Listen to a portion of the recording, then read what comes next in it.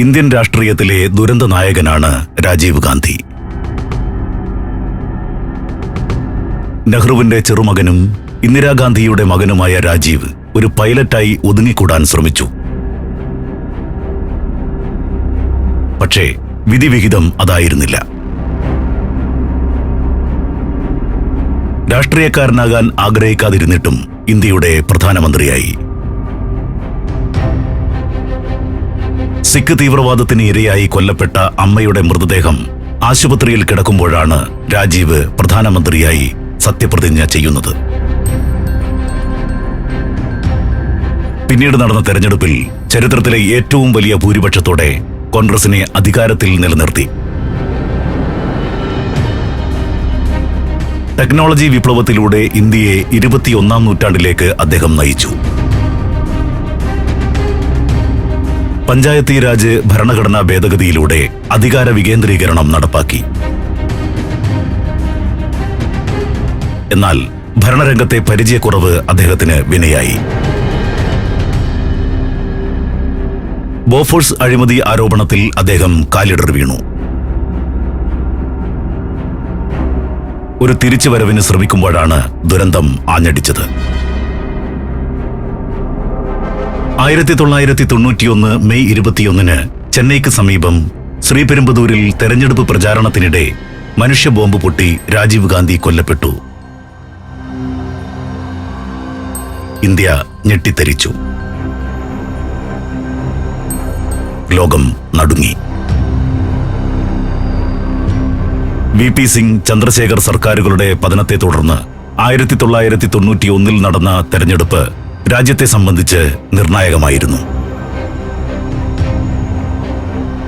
കോൺഗ്രസ് ഈ തെരഞ്ഞെടുപ്പ് ജയിക്കുകയും രാജീവ് ഗാന്ധി അധികാരത്തിൽ തിരിച്ചെത്തുകയും ചെയ്യുമെന്നായിരുന്നു പൊതുവെയുള്ള വിലയിരുത്തൽ. രാജീവ് വിവിധ സംസ്ഥാനങ്ങളിൽ ഓടിയെത്തി തെരഞ്ഞെടുപ്പ് പ്രചാരണ പ്രവർത്തനങ്ങളിൽ മുഴുകി.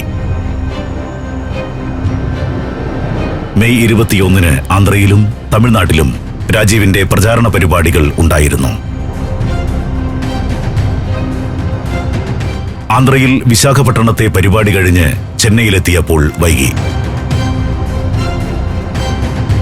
ചെന്നൈയിൽ നിന്ന് ശ്രീപെരുമ്പുദൂരിലേക്ക് 40 കിലോമീറ്റർ ദൂരമുണ്ട്. രാത്രിയിൽ ശ്രീപെരുമ്പുദൂരിലെ പരിപാടിയിൽ പങ്കെടുക്കരുതെന്ന് സുരക്ഷാ ഉദ്യോഗസ്ഥരും ചില മുതിർന്ന പാർട്ടി നേതാക്കളും രാജീവിനെ ഉപദേശിച്ചതാണ്. അദ്ദേഹത്തിന് തമിഴ് പുലികളിൽ നിന്ന് ഭീഷണി ഉണ്ടായിരുന്നു.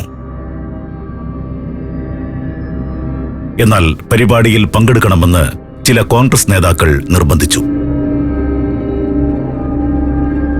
മോട്ടോർകേഡിന്റെ അകമ്പടിയോടെ ഒരു വെള്ള അംബാസഡർ കാറിൽ അദ്ദേഹം ശ്രീപെരുമ്പുദൂരിലേക്ക് പോയി.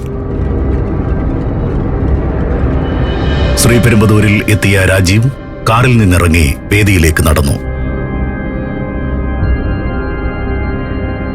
നിരവധി കോൺഗ്രസ് പ്രവർത്തകരും സ്കൂൾ കുട്ടികളും അദ്ദേഹത്തിന് അഭിവാദ്യങ്ങൾ അർപ്പിക്കുകയും ഹാരങ്ങൾ അണിയിക്കുകയും ചെയ്തു. സമയം രാത്രി 10:10. ധനു എന്ന കലൈവാണി രാജരത്നം അഭിവാദ്യമർപ്പിക്കാൻ രാജീവിനടുത്തേക്കെത്തി. കാൽ തൊട്ട് വന്ദിക്കാൻ എന്ന ഭാവേന ആ സ്ത്രീ കുനിഞ്ഞു.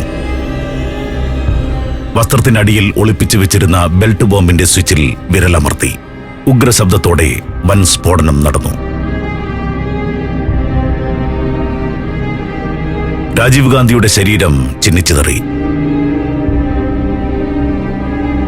രാജീവും കൊലയാളി സ്ത്രീയും ഉൾപ്പെടെ 14 പേർ കൊല്ലപ്പെട്ടു.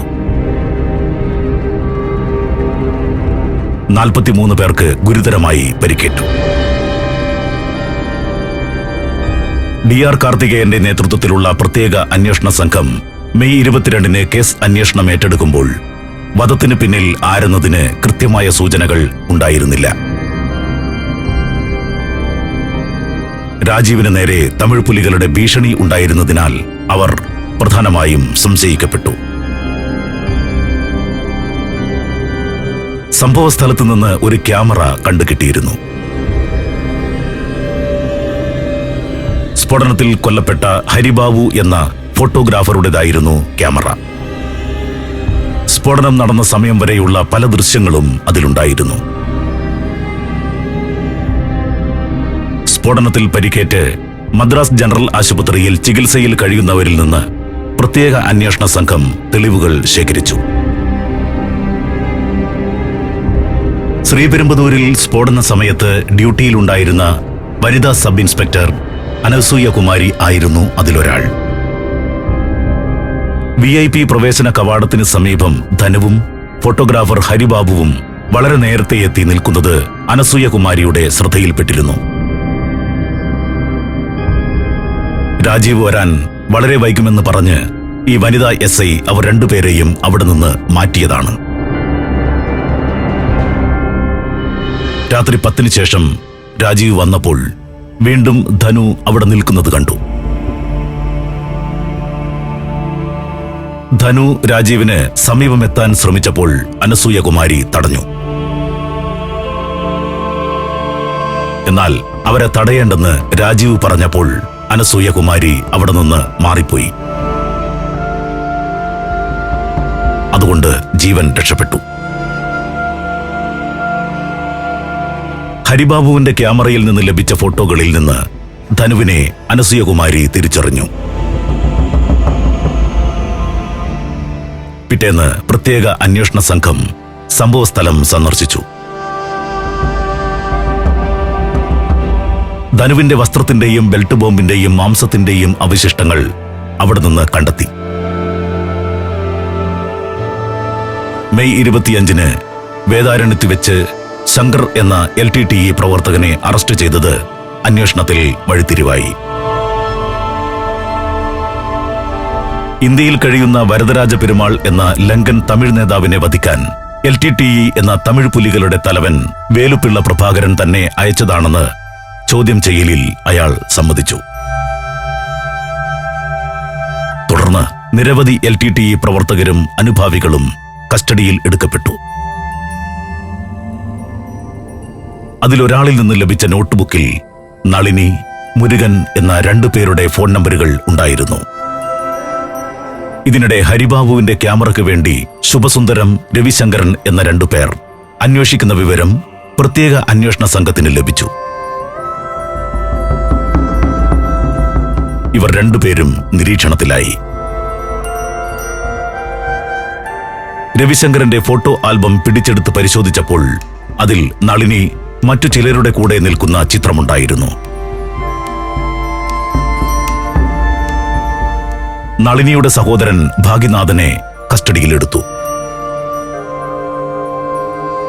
നളിനിയും മുരുകനും പിടികൊടുക്കാതെ രക്ഷപ്പെട്ടു. ഫോട്ടോയിലുള്ള കുർത്തയും പൈജാമയും ധരിച്ചയാൾ ശിവരസൻ ആണെന്ന് ഭാഗ്യനാഥൻ പറഞ്ഞു.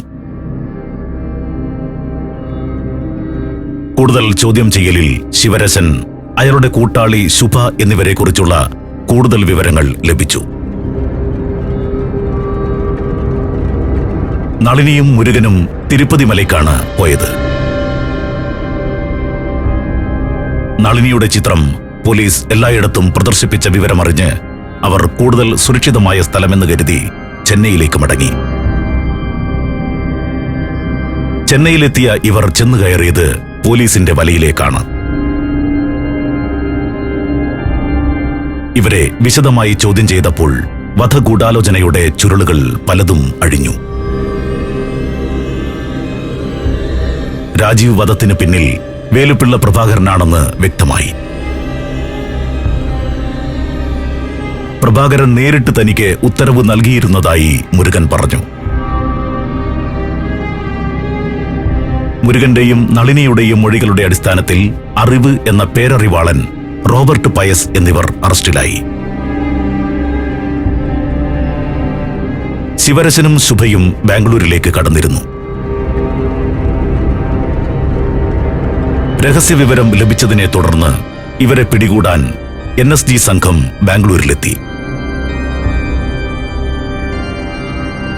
ഇവർ ഒളിച്ചു താമസിച്ചിരുന്ന വീട്ടിൽ കമാൻഡോ സംഘം കയറും മുമ്പ് ഇരുവരും സൈനൈഡ് ക്യാപ്സൂൾ വിഴുങ്ങി മരിച്ചു. Malaysia, Thailand, Tanzania, China. സഞ്ചാരം വോളിയം നമ്പർ 12. ഫുൾ HD-യിലുള്ള ഈ അപൂർവ ദൃശ്യയാത്രാ വിവരണ ശേഖരം സ്വന്തമാക്കാൻ 9995444222 എന്ന നമ്പറിലേക്ക് സഞ്ചാരം എന്ന് SMS ചെയ്യൂ. രാജീവ് ഗാന്ധിയെ വധിക്കാനുള്ള പദ്ധതി വേലുപ്പിള്ള പ്രഭാകരൻ തയ്യാറാക്കുന്നത് 1990 ഒക്ടോബറിൽ ജാഫ്ന വനാന്തരത്തിലെ ഒളിത്താവളത്തിൽ വെച്ചാണ്. രാജീവ് അധികാരത്തിൽ തിരിച്ചെത്തിയാൽ തമിഴ് പുലികളെ അടിച്ചമർത്തും എന്ന ഭയമായിരുന്നു കാരണം. രാജീവ് വധം ആസൂത്രണം ചെയ്യുന്നതിന് പ്രഭാകരൻ തന്റെ വിശ്വസ്തരിൽ ബേബി സുബ്രഹ്മണ്യം, മുരുകൻ, മുത്തുരാജ, ശിവരസൻ എന്നിവരുമായി കൂടിയാലോചിച്ചു. ചെന്നൈയിൽ ഒരു വാർത്താവിനിമയ സങ്കേതം ഒരുക്കാനും കൊലയാളികൾക്ക് വേണ്ട പണം എത്തിക്കാനുമുള്ള ചുമതലയാണ് മുത്തുരാജയ്ക്ക് നൽകിയത്. സ്ഫോടക വസ്തു വിദഗ്ധനായ മുരുകനോട് അപ്പോൾ ലഭിക്കുന്ന ആജ്ഞകൾ അനുസരിച്ച് പ്രവർത്തിക്കാൻ നിർദ്ദേശിച്ചു. ഒറ്റക്കണ്ണൻ എന്നറിയപ്പെട്ട ശിവരസനായിരുന്നു വധം നടത്തുന്നതിന്റെ പ്രധാന ചുമതല. ശിവരസൻ ജാഫ്നയിൽ മടങ്ങിയെത്തി പ്രഭാകരനോട് കാര്യങ്ങൾ വിശദീകരിച്ചു. യഥാർത്ഥ ഓപ്പറേഷൻ നടത്തുന്നതിന് മുമ്പ് ട്രയൽ റൺ നടത്തി വിജയം ഉറപ്പുവരുത്തണമെന്ന് പ്രഭാകരൻ നിർദ്ദേശിച്ചു. നടക്കുന്നതെല്ലാം തനിക്ക് കാണാനായി അവയുടെ ഫോട്ടോകൾ എടുക്കണമെന്നും പറഞ്ഞു. ശിവരസൻ ചെന്നൈയിൽ തിരിച്ചെത്തിയപ്പോൾ മനുഷ്യബോംബുകളാകാൻ തെരഞ്ഞെടുക്കപ്പെട്ട 2 സ്ത്രീകളും കൂടെയുണ്ടായിരുന്നു. ധനുവും ശുഭ എന്ന ശാലിനിയും.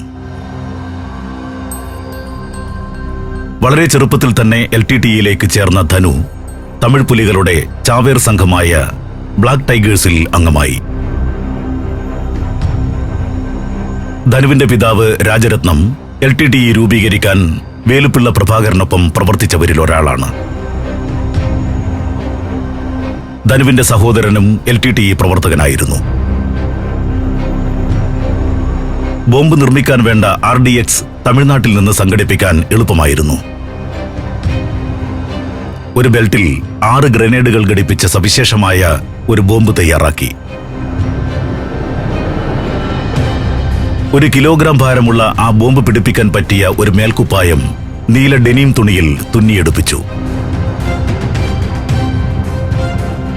തമിഴ്നാട്ടിൽ രാജീവ് ഗാന്ധിയുടെ ആദ്യ തെരഞ്ഞെടുപ്പ് പരിപാടി ഏപ്രിൽ 18-ന് ചെന്നൈ മറീന ബീച്ചിലായിരുന്നു. ജയലളിതയും ആ പരിപാടിയിൽ പങ്കെടുത്തിരുന്നു. കൊലയാളി സംഘം അന്ന് നേതാക്കൾക്ക് വളരെ അടുത്തേക്ക് പോയില്ല. ചെന്നൈയിൽ നിന്ന് 40 കിലോമീറ്റർ അകലെ തിരുവള്ളൂരിൽ മെയ് 12-ന് മുൻ പ്രധാനമന്ത്രി VP സിംഗും കരുണാനിധിയും പങ്കെടുത്ത യോഗത്തിലായിരുന്നു രണ്ടാമത്തെ ട്രയൽ റൺ. ശിവരസന് ആത്മവിശ്വാസം വർദ്ധിച്ചു.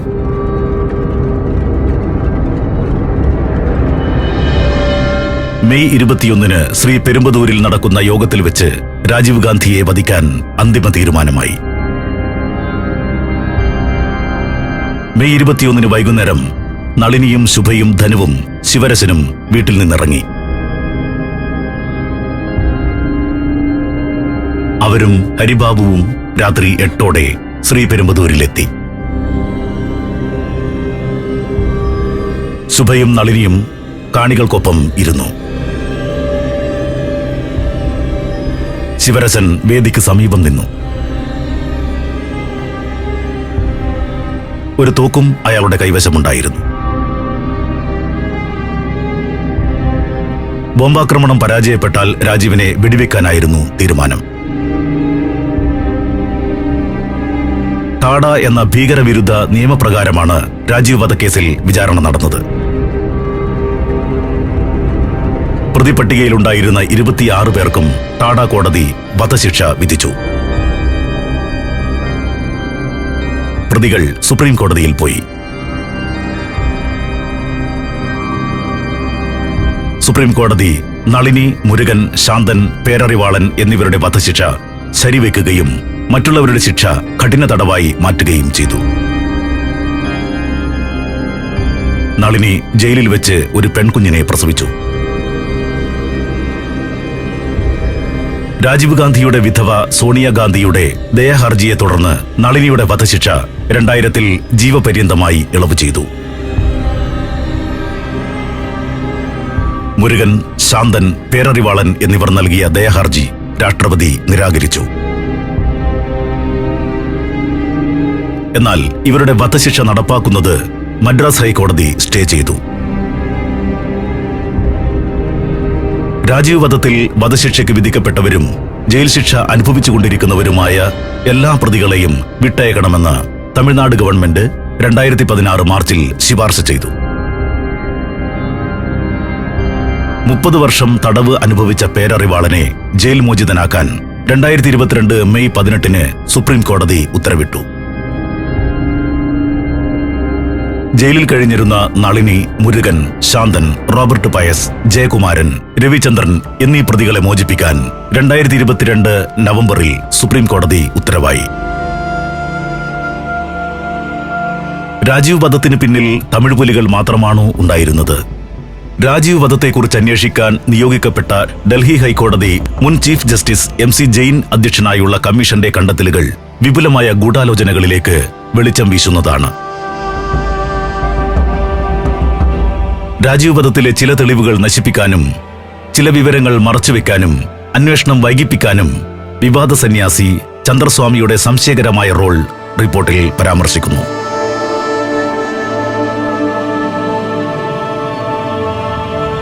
രാജീവ് ഗാന്ധി വധിക്കപ്പെട്ടപ്പോൾ പ്രധാനമന്ത്രിയായിരുന്ന ചന്ദ്രശേഖറിന്റെയും പിന്നീട് പ്രധാനമന്ത്രിയായ നരസിംഹറാവുവിന്റെയും അടുപ്പക്കാരനായിരുന്നു ചന്ദ്രസ്വാമി. ചന്ദ്രശേഖർ സർക്കാരിനുള്ള പിന്തുണ കോൺഗ്രസ് പിൻവലിച്ചതിനെ തുടർന്നാണ് 1991 തെരഞ്ഞെടുപ്പ് വേണ്ടിവന്നത്.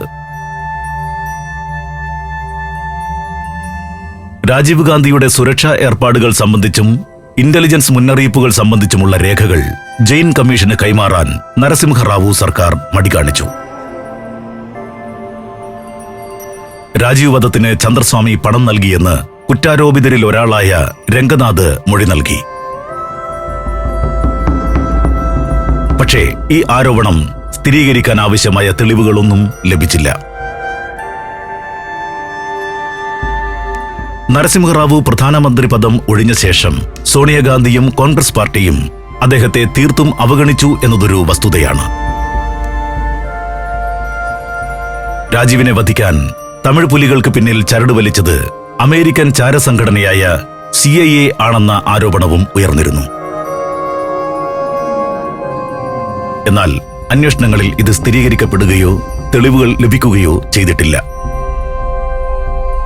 രാജീവ് വധം ദുഃഖകരമായ ഒരു സംഭവം ആയിരുന്നുവെന്ന് തമിഴ് പുലി നേതാവ് വേലുപ്പിള്ള പ്രഭാകരൻ 2001 നോർവേയിൽ നടന്ന ഒരു സമാധാന ചർച്ചയ്ക്കിടെ പറഞ്ഞു. രാജീവ് വധം ചരിത്രപരമായ ഒരു ദുരന്തം ആയിരുന്നെന്നും തങ്ങളിതിൽ അഗാധമായി ഖേദിക്കുന്നുവെന്നും തമിഴ് പുലികളുടെ സൈദ്ധാന്തിക വിഭാഗം തലവൻ ആന്റൺ ബാലസിംഘം 2006 ഒരു ഇന്ത്യൻ ടെലിവിഷൻ ചാനലുമായി നടത്തിയ അഭിമുഖത്തിൽ കുറ്റസമ്മതം നടത്തി. ഇന്ത്യയിൽ അവരോടുണ്ടായിരുന്ന അനുഭാവം നഷ്ടപ്പെട്ടു. തമിഴ്നാട്ടിലേക്ക് പോലും അവർക്ക് വരാൻ പറ്റാത്ത സ്ഥിതിയായി. സഹായങ്ങൾ പലതും നിലച്ചു. ശ്രീലങ്കൻ പട്ടാളം ഈ സ്ഥിതിവിശേഷം മുതലെടുത്തു. ഒരു കാലത്ത് അജയ്യരെന്ന് കരുതപ്പെട്ട തമിഴ് പുലികൾ ശ്രീലങ്കൻ പട്ടാളത്തിനു മുന്നിൽ തകർന്നടിഞ്ഞു.